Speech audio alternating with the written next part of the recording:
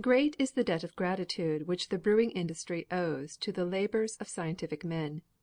It has been more than repaid by the immense services which that industry has indirectly rendered to the advancement of modern science.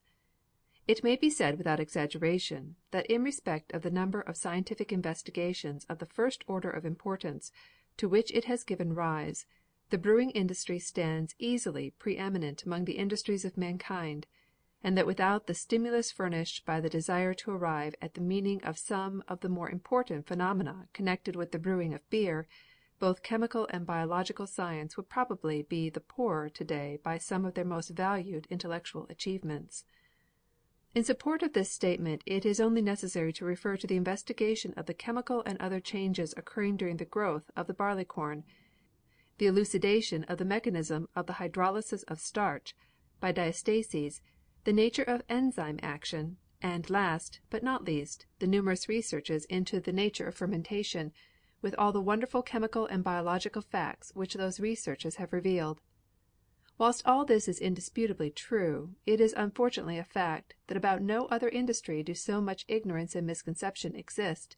even on the part of intelligent and well educated people. The brewing of beer is regarded by many as an operation of a simple and more or less mechanical description,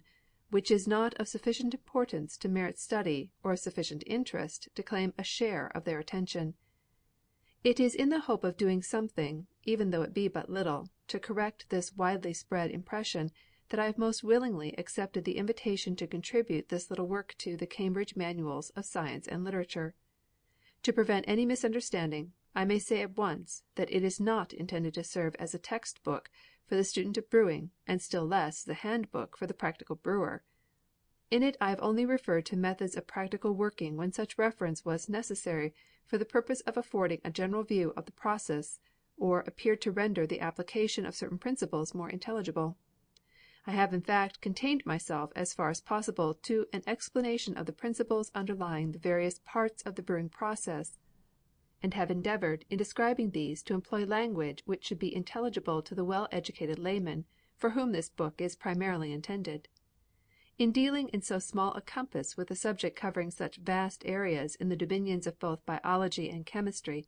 the difficulty of knowing precisely what to include and what to omit has been very great, and this must be my excuse should any of my readers detect what they regard as errors of omission, or consider that I have submitted the subject to unduly great compression.